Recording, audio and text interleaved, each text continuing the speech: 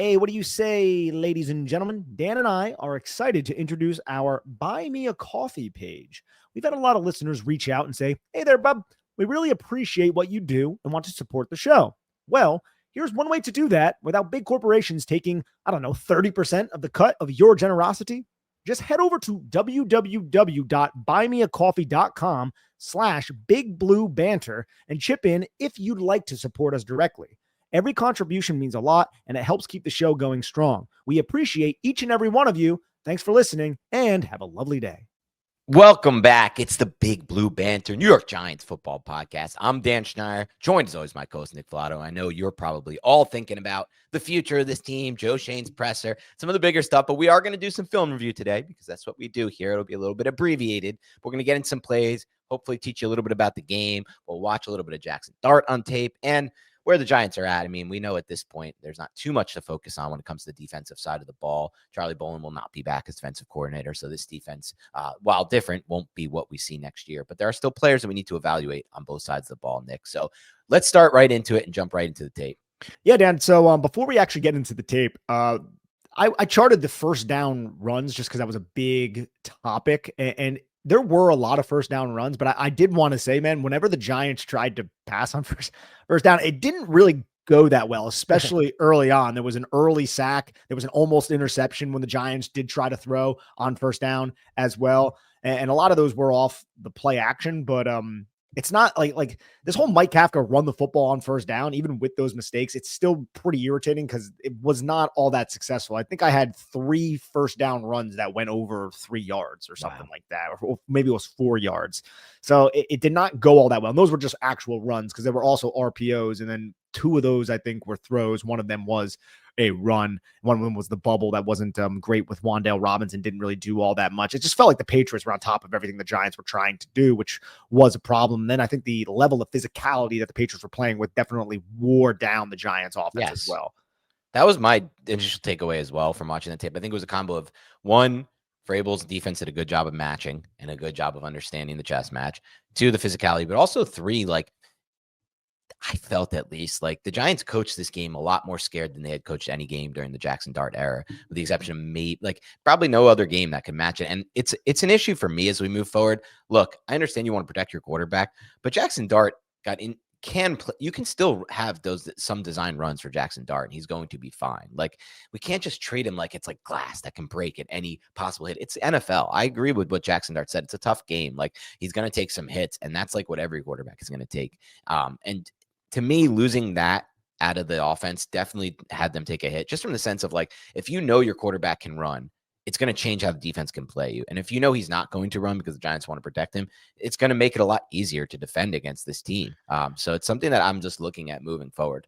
I'm sure they're going to go back to giving him the ball. There was a lot of, I think so. I mean, look, the one design runs I'm talking about, I don't know. Yeah, I think there will be some, but everything that happened with Brian Daboll and against Philadelphia with the blue medical tent, that weighs on the New York Giants. That was a hefty fine, and it was an embarrassment for the Mara family. So I think there is some kid gloves being used, but in certain situations, I think they're going to allow Jackson Dart to run the football, depending on how the defense is playing them. In this game, over 50% of the snaps, they used motion. There was a lot of pre-snap motion, post-snap movement to kind of draw the eyes of defenders away to give the Giants a little bit of leverage. But a lot of it was for not, though, unfortunately, because the Giants really weren't able to generate a lot of push up front.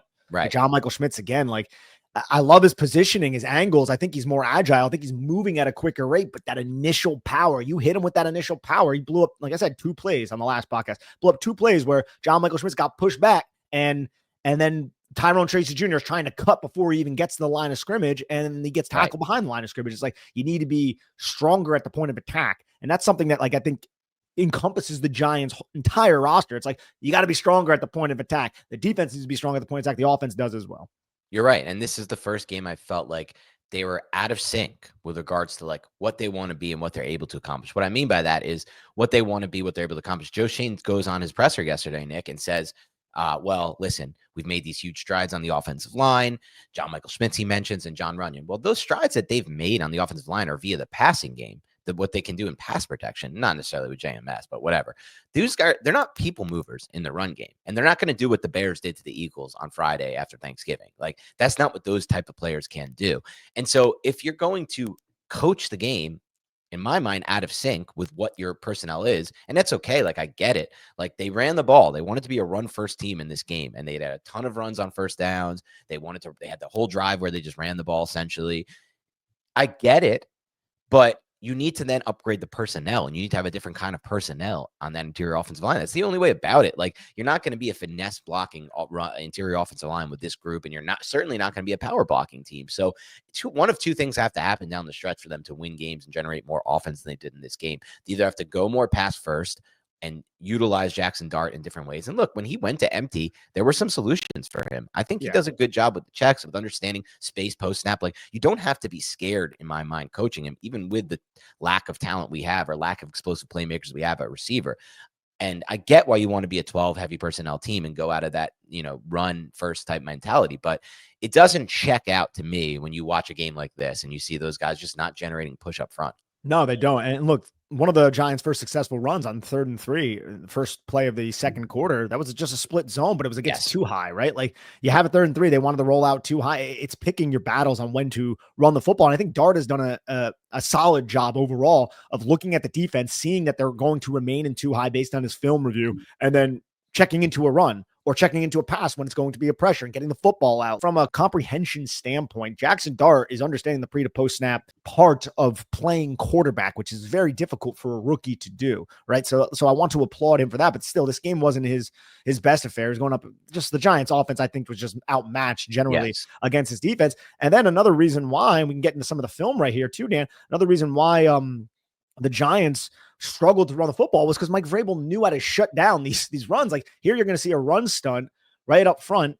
If you watch the linebackers path here, you'll see them slant in. It's going to confuse the Giants offensive line. And then there's going to be a free linebacker right in on Tyrone Tracy Jr. And it's just like, watch the path of the defenders. You have an odd front up front, 3 defensive linemen, 2 edge rushers against a double Y set. And you're going to have them, the 2 defensive lineman slant to the left, linebacker penetrate to occupy the left guard, which is John Runyon. And then you're going to have that 3 technique go outward to take on the tackle. And then you just loop the linebacker in right into the open gap. And that's just like easy. Like they make it look so easy. You never see this kind of stuff with the Giants, right? Like, this is just pre-snap alignment to post-snap movement, creating an opening for the linebacker to fill. And it's easy. And there's nowhere for the running back to go.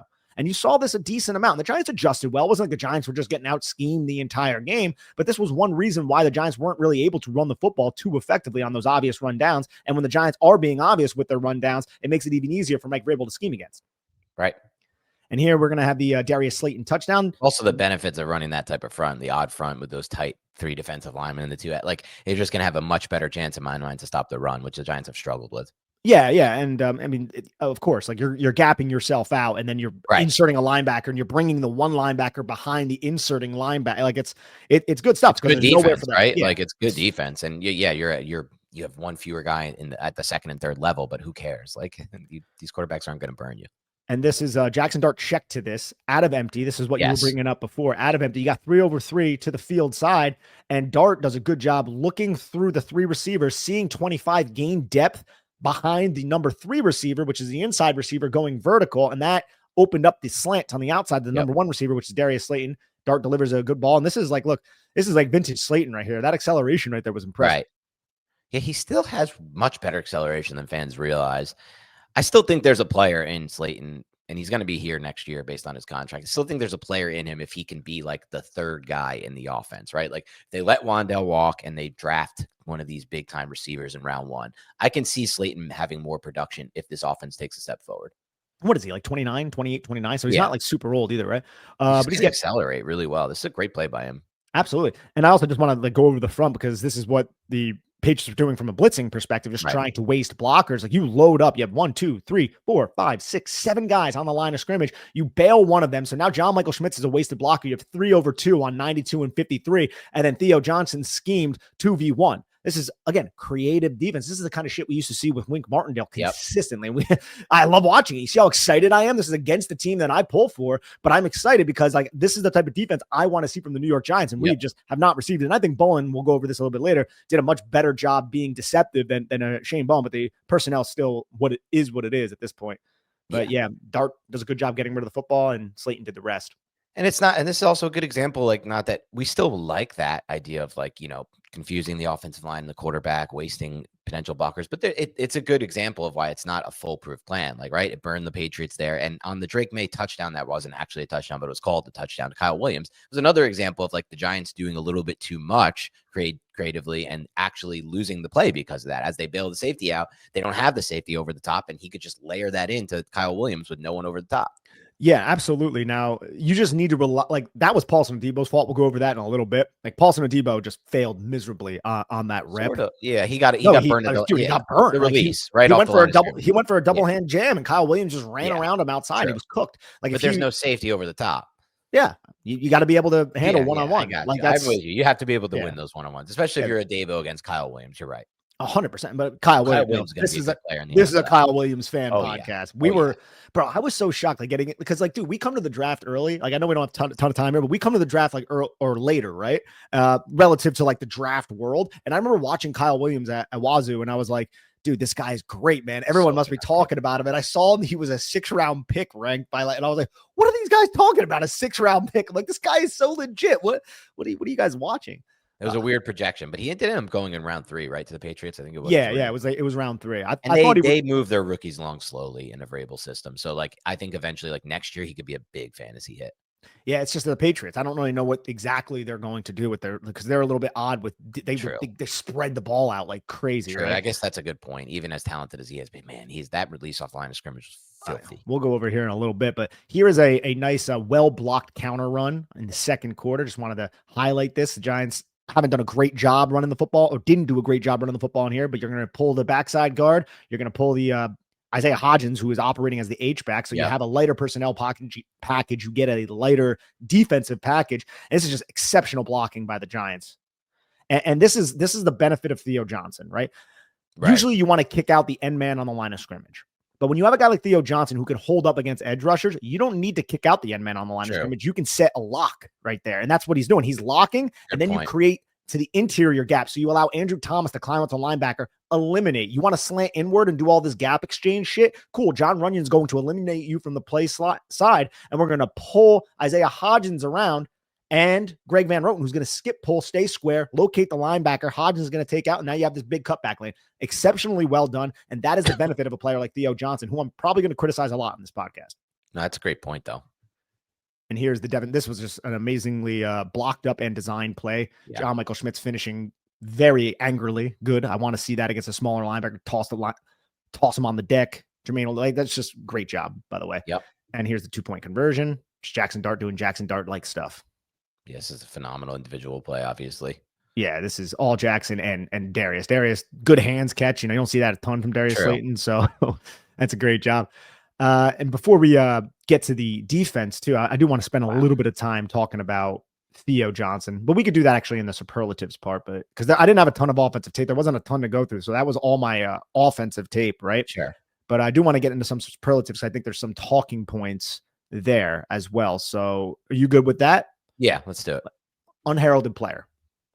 I think on the offensive side of the ball, I was going to go with Singletary. Obviously wasn't expected to play a huge role in this game. Tracy went down with an injury, and I thought overall, like, he just continues to do a lot with what little he has to work. You saw it on the touchdown run. You saw it on the run that you showed, the counter run. So we'll go Singletary for me. Singletary was my choice as well. What about best throw? Best throw, I would go with the one where Dart climbed the pocket through to Theo in the back of the end zone, but Theo just wasn't able to locate it. Yeah, that was the exact one that I went with as well. And best overall player, I had Andrew Thomas. I'm imagining that was yours as well. Yeah, it's Thomas. Yeah, so I wanted to get the player we expect to see more from. I had Theo Johnson. Now, Theo Johnson, last 3 games, he's played very well. Yeah. This game was a step back, and there were several just Theo Johnson mistakes that were rather consistent with the early Theo Johnson. And basically what I mean by early Theo Johnson is anything prior to the last 3 games. The missed time jump, like that's a one-on-one situation where Theo Johnson needs to win. And it was an awkward lumbering. I'm going to jump up, mistime the jump, and then not come down with the football. And that set up Younghoe Koo's embarrassing missed kick situation, right? Sure. You have the penalty that Theo Johnson took. And look, I like that you're sticking up for your guy. It's a 3rd and 1 situation in a competitive game. You're going to take that penalty. I get it. In his mind, it's happening really quick, and he probably thought it was quick. a late hit that he's going to get flagged. Still, you want to see a little bit more of a reserved nature there, because then now you put yourself in a 3rd and 16 that set up the punt. So there's just a lot of little mistakes like that. And then there was also target on a 3rd and 5 in an important 3rd and 5 situation. Didn't come down with that football, where I just look and I'm like, damn it, Theo Johnson. Like, I think you could be like a very good tight end in the National Football League, and one of the better ones, because you already have the blocking down. Like we just went over the counterplay. You already have the blocking and the frame down, but you're still a little bit awkward. And so he was the player I expect to see more from. I want to move it back to the best throw just for a second. I'll say this, like you know, we talked about it. What was the best throw? It was the first game, I think, of the Jackson era where there weren't a lot to pick from. That's not something that we've had on tape. And so that's something I wanted to point out. There weren't, you know, that's how we had it a lot the last few years, where there's just like hard to find a best throw on tape. And this was, or you find one and that's it. That's what this game was. This was one great throw from Dart. I can't really. The other one I would say that competed with it was the opening drive in the 3rd quarter throw to Theo Johnson, where he's just backing up, and does a really good job of just kind of layering that football over the top of the linebacker, putting it in a spot where Theo Johnson kind of rise and catch that ball. That was a really nice throw from Dart. Outside of those two, there weren't too many to choose from. There were also some bad throws from a ball placement standpoint in this game for Dart. That's been rare. Like, that's been an exciting part of this rookie season. Like, the most exciting things for me are, 1, that he's done a great job of manipulating and managing the pocket, keeping his eyes downfield, and then 2, making all those pre-snap checks and just understanding things pre and post snap. But ball placement has been something we haven't talked enough about, because it's been pretty damn good for the most part. I didn't think it was great. There were some inside throws this game that were almost intercepted, that were not placed in great spots. And just generally speaking, he didn't attempt that many difficult throws. He didn't throw a lot of, there weren't a lot of intermediate and vertical shots in this game from Jackson Dart. And maybe that's partly on Kafka and the way that he called this game. But generally speaking, we usually have more to choose from. Pass blocking. Pass blocking, I think, was pretty solid for the most part, as usual. I went with like 7-1. Yeah, I went 6-8. Run blocking. Run blocking, I mean, it's like this wasn't a great game for that. I'd probably go with like 3-3. Yeah, I went with a 4-8, and that might be a little bit. It's really just the 2. There were some successful runs on that one drive. Yeah, but they're not getting enough push, so I got to drop it down to a 3-1. I think. Yeah, I think. Yeah, it's like when they have a successful run play, it's not really. It doesn't feel like, to me, it's necessarily the run blocking as much as it is the run scheme, which is hard to. Like, I feel like the same thing when I watched for Beyond the Box, where we always watch the Jags offense. Like, it feels like every week we do that offense. Feels the same way watching Liam Cohen. Like, he designed some stuff, but it's not like I don't see their interior or their tackles really moving people. Dan and I are excited to talk about the Big Blue Banter group chat we've got going on with Chat BCC, the group chat platform where you can interact with fans and hosts of your favorite podcasts. We've been using Chat BCC to talk to our listeners about the hottest topics in football, and just to kind of shoot the breeze about whatever's on our mind. Every day, one of us is in that chat giving our thoughts and hearing from listeners on their takes on what's going on in football, what's going on with the New York Giants. It's a lot of fun. If you want to come crash our group chat, it's as easy as sending a text. Head to BigBlueBanter.chat in any URL, enter your number, and start chatting with us and the Big Blue Banter faithful. I 100% advocate for Omaha Steaks, because Omaha Steaks actually sent me multiple boxes of their delicious product. They took care of me. And look, in this industry, some advertisers don't do that. They'll ask for a personal endorsement that is completely fictitious. I might as well talk to you about Bigfoot or quality New York Giants football, because they don't exist. But Omaha Steaks, they take care of their people. They sent me real steaks, perfectly aged for tenderness, hand cut by master butchers, plus chicken and other succulent sustenance. Omaha Steaks, if you're listening, I support you. And the listeners of the Big Blue Banter podcast should too.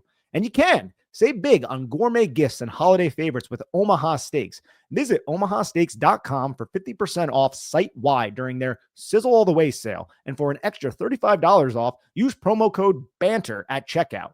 Terms apply. See site for details. That's omahasteaks.com, code BANTER. Thanks again. Yeah, I agree, man. But we got to transition to the defense. And it was interesting, man. Charlie Bolin against Josh McDaniels.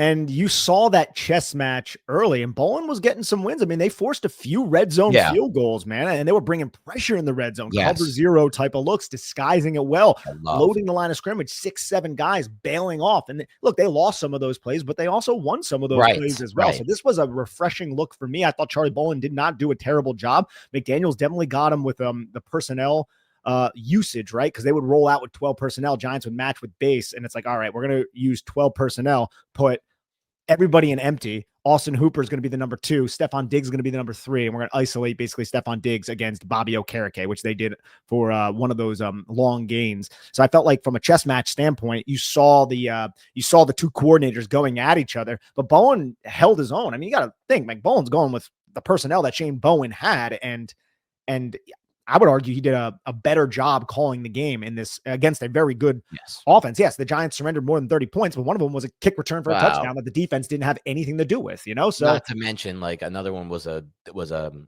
fumbled kick return that put them in scoring position, right? Like, yeah, exactly. So like you literally kind of look at this and it's like, I honestly don't know what the Giant fan base is saying. I haven't seen much about it because there's so much that has happened, but I'm not sitting there crowning this guy, but I'm like, hey, I wrote a piece on him on Big Blue View. If anybody wants to go check it out, definitely better. I think this was a better showing from this Giants defense. Agreed. And I like the early blitzing, man. And they tried to dictate early. They tried to dictate with pressure early, cover zero looks. Oh, you want to align in a condensed set? We're going to bring Drew Phillips. They threw fire zone blitzes. They threw simulated pressures several times, dropping Brian Burns off the line of scrimmage. And a lot of the shit was disguised too. And that's the main thing I like. They would act like they were setting pressure with Bobby Okereke, where right before the snap, Bobby Okereke would step up and you'd see like a lineman point him out. And then Zaire Barnes would go, or Dane Belton would go. So I like that. Like you didn't see that nearly enough from Shane Bowen. So it wasn't nearly as vanilla, but still, even with that, the personnel is what it is, and you're going to get burnt every now and again. Especially when you're facing the hottest quarterback in the NFL, who's genuinely been probably the best or second best or third best quarterback in the NFL this year. He certainly looked unreal in this game to me. And so that won't happen. Like, I think you're right. Like, Bolin, I love the cover zero calls in the red zone to start. Like, I love the idea of, like, we're in the red zone, guys. We don't need fucking 2 safeties standing around in the red zone in the goddamn end zone. Like, leave one-on-one situations. You have the back of the end zone as your extra defender. Like, understand that. Something Shane Bowen, I thought, never did a good job of understanding. And it's something we won a lot of games in 2022 because Wake Martindale was so aggressive in the red zone and ran cover zero a lot. That's the time to run it. It doesn't have to be cover zero, but like, just play aggressively there. So I think like Bolin is a step forward. And I think when we get to these games, Minnesota and Las Vegas, we're going to see some surprising games. Like, people are going to be shocked to see what the Giants defense does against those 2 offensive lines, especially if Minnesota doesn't get their guys back. I don't know what the status is for Darisaw and O'Neal. They've been out forever. And I know they have their interior is injured. Like, they're just a mess on the offensive line. Minnesota and the Raiders, my God, are they bad on the offensive line? Like, I think people are going to be surprised, Giants fans. We're going to have success against those teams. I think, like, it's possible those could be big. Like, I don't think, like, the Minnesota game, I don't think the Giants are going to blow out, and they may even lose because Flores is going to F up Kafka and Dart, to be quite honest, in my opinion. So, yeah. But Raiders, like, that could be an onslaught for the Giants defense, which we haven't seen all year, really, except for the Chargers game. Like, it could be look a lot like that Chargers game. Yeah, Dan. So one thing before we get into the tape, Abdul Carter, man, when he was out there, he was playing with some fire, bro. Yeah. He had 6 pressures in this game, initial pressures. I felt like Bolin did a good job scheming pressure, simulated pressures from him as the linebacker, as the blitzer against the left side, the injured left side, Ben Brown, who took a penalty on the one play that was a completion to Stephon Diggs along the sideline. You saw like a different, well, I don't even want to say different because this is something consistent with Abdul Carter, but he was effective in this game. It's just May is just so quick with getting rid of the football. Yeah, it's crazy how fast he gets rid of the ball. I agree with that. I think we'll see some impressive Carter down the stretch, we hope. All right, let's get into some of these plays, man. This is 2nd and 10. I talked about the personnel. It's 12 personnel. You see empty formation. Bobby Okereke is going to be inside. Giants going to be in zone. They put Stephon Diggs on a quick little pivot route. Easy money. Just working the mismatches. Josh McDaniels was here, and May is just identifying it, seeing it, and it's a tough position to be in a 2nd and 10. For Bobby Okereke, that is, against Stephon Diggs, as you saw there. Now we have a cornerback blitz. This is a 1st and 10. You have that condensed looks like, all right, cool. You want to align and condense. We're going to just put Drew Phillips slightly inside leverage, and we're just going to blitz him.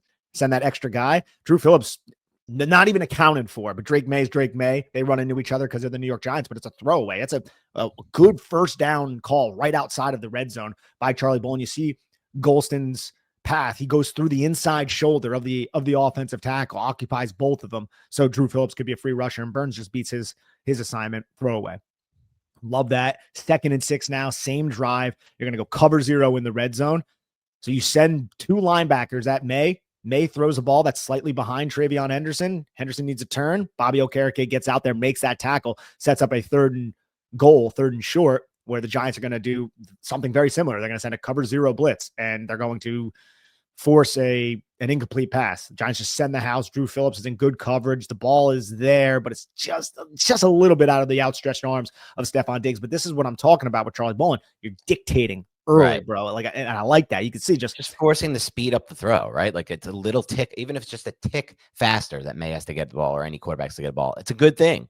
And look at the left side of the line. It's like, oh, you have we're going to send 2 guys through the B gap, right? We're sending, and Ramondre's like, oh shit. The center like, oh God, there's so much going on the left side. Like Bolin knew the left side was a problem, and he attempted to attack that. He attempted to attack that a lot with Carter. We'll see that a little bit here. We're going to see Carter against that left side, get that sack. And it is a sack. You can see the ball does start on the, the ball does start on like, what is that? Not where the main line is. I think it's like the 31, and you can see his knee goes down right before. So this is Abdul Carter's first full sack, beating this number 59, this tackle here. I took the over preseason on Abdul Carter sacks. I think it was 6.5. I took the Burns over and the Carter Bird over. I'll hit 1, and maybe I feel like I might be able to get a few down the stretch from Carter. Maybe if he showed up to his meetings, he'll get more. Yeah. No, but here is 2nd and 12. Look, this is a simulated pressure that the Giants get, where they're going to drop Ryan Burns off. They're going to send Abdul Carter. So now you see 85-76. They're both stepped that way. Now you have 2 on Dexter Lawrence, who's going to flare out to contain to the defensive left side to contain Drake May, and you isolate this Ben Brown guard against Abdul Carter, who has a free rush, gets the holding penalty. Yep. Good simulated pressure, well executed. And now here's the touchdown. And if you look at the top of the screen, Paulson Adebo just loses flat out to, you have a crowded line of scrimmage. You're going to bail Javon Holland to middle of the field close, and watch Paulson Adebo try to jam. He's inside leverage anyways. Right. And he just gets toasted, bro. Like that's just terrible technique, terrible execution by Paulson Adebo, and it's diagnosed by Drake May and tossed. But I like the pressure. Look, man, like you're bailing guys into random spots that are unpredictable. You're disguising it well. You just need to execute. You're number 1 cornerback. You're being paid like one right now. You can't get beat by a day 2 wide receiver, rookie wide receiver like that. It's just inexcusable. Here's another unique pressure. Giants get a PBU. Like it's just that post-snap rotation, baby, right? You're just going to post-snap rotate to the strength. They're going to wall off with Bobby Okereke, and then you're going to bring Dane Belton from the far side, and you're going to undercut that number 3 again, being Stefon Diggs. Because remember, prior in the game, they wanted to try to get Bobby Okereke, Stefon Diggs is the number 3, use that in zone coverage. So now you're going to sink him underneath Stefon Diggs, and you're going to bring Dane Belton as well as an extra helper there. Drake May diagnoses the one-on-one with this tight end, but Paulson Adebo does a good job getting his hand into the catch point, knocking it away. But when did you see this from Shane Bowen, Dan? You never saw anything like this type of rotation and everything. Yeah. And now we're going to see the, we'll see this from the end zone angle. See all that movement, all that rotation, knocks it away, force a field goal, baby. That was a 3rd and 6. Now we're going to have a 2nd and 8. This is a blitz where the Giants, I like this is like a replace type blitz where the Giants send both linebackers through the B gap, the same B gap that is picked up by Ramondre Stevenson. So Zaire Barnes hits Ramondre Stevenson, and then Bobby Okereke just follows, right? And they both are the ones who end up sacking Drake May along with Dexter Lawrence. But this is just attack the B gap, and they're attacking it on the right side this time because the left side, they've been sliding protection on the left side to protect those 2 guys. Now we're going to attack the right side with Abdul Carter going wide to open up that B gap and isolate actually it's Travion Henderson against Zaire Barnes and Bobby Okereke. So again, good adaptive scheming that is going to put the offense in a place of uncertainty. So I respected what we saw from Charlie Bolin. Hopefully we see a little bit more of it. We can quickly get into superlatives if you'd like, buddy. Sure. Yeah. So unheralded player for me was Roy Robertson Harris because He had like 2 stops in this game. He had a pressure as well. And it's just, he kind of always gets this because we're not talking about him at all. And it's not like he's a great player or anything like that, but he's a role player who is playing his role. And that's all we need for Giants, because there are a lot of role players on the Giants. Some of them don't execute their role that well. I think Roy Robertson Harris does, but he's best as like a number 4, 5 defensive lineman, right? He's like the Giants number 2 right now, which is kind of a problem. Yeah. He's definitely been somebody who's made this list a lot for us, and he's somebody who I would bring back. I'm not sure. Was he a 1-year deal? I can't even remember what his deal was. It might have been a multi-year deal. Somebody who's fine to be a depth piece for them. I put Drew Phillips for this. I thought he played an overall pretty solid game, and like you said, he's one of the more physical players we have. What else we got? It was a 2-year deal, by the way. And yeah, for Roy Robertson Harris. Yeah. Highest effort player, I said Brian Burns. He I always went with gets Carter for that one, actually. Yeah, he definitely could have. I wanted to give Carter the best overall player. I gave him that too. Yeah, but the fact that he's missing me, it pissed me off, and I got all old about it. So I actually gave it to somebody that we've never given this to, and I just felt like he had a pretty good game, and it was Dane Belton. Yeah, Belton, and they used him in a very different way than they had. Obviously, Bolin has a different idea for how to run a defense. I'm okay with that. Yeah. There were some run blitzes that Bolin had. I didn't include them here. They're on the article if you want to check it out at Big Blue View. Run blitzes. Where they isolated Tyler Nubin against tight end. Nubin won and then tackled. It was after like a 13 and 11-yard gain by Travion Henderson. They tried running again, and the Giants dialed up a great run blitz. They did the same with Dane Belton as well. Player we expected to see more from. I have Bobby Okereke there. And look, Okereke is not terrible, but it's just like, he's just a step slow. Like, it's like, oh, Travion Henderson beat him to the outside. Oh, it's just, it's consistent now at this point, right? Like he's not the player he used to be, unfortunately. I had Holland for this one. I thought maybe, different scheme, we could get more out of him. It's just, I don't know, man. I don't know what's going to happen with that. It's a big contract and he's just not playing up to it. Pass rush. Yeah, like there were moments for this pass rush. It's tough for me because the offensive line was so bad and beat up for the Patriots. I thought I was going to get the kind of game where we would just overwhelm them. I'm going to go with 5-1 here. 5-1. Yeah, I went with 3-6. Yeah, it's probably fair. Yeah, it's just like all the reasons you said, really. And I thought Abdul Carter had a great game though. And Burns, look, dude, they were chipping Burns like every freaking right. Play. It was variable. Like he was not going to let Burns beat them in this game. Yeah, exactly. Run defense. 3-2. Yeah, I had a 4-9. But that's probably a little bit too high. But they clamped up, and I felt like there were some key moments where Bolin dialed up good run blitzes, but still, the Giants aren't commanding the point of attack at all, and it's against this offensive line. So I have an issue with that. Yep. Overall, definitely encouraged with what Bolin, but I mean, he's not a long-term solution. He won't be back as defensive coordinator, but for these last few games, we could actually have some fun film to evaluate. I think they're going to have a really good game against the Raiders. Yeah, I do too. And then in 3 years, when Charlie Bolin is being discussed as the prime head coaching candidate for slaying it with another team, we could be like, remember when he was with us at the end of this 2025 season? Yeah. Great. And I did like what he said on Hard Knocks. Like he basically like, look, these last 5 games are for you guys. You guys got to put something on your resume, put this tape on, you're like, play for yourselves. And so we'll see what happens there. We're going to have some opportunities on defense, especially against the Raiders. So we'll see how that goes. Thank you so much for tuning into Big Blue Banter podcast. Please hit the like button. Please subscribe. Please rate and review on iTunes and Spotify. Support the show. Thank you. Have a great rest of your week, and we'll talk to you soon.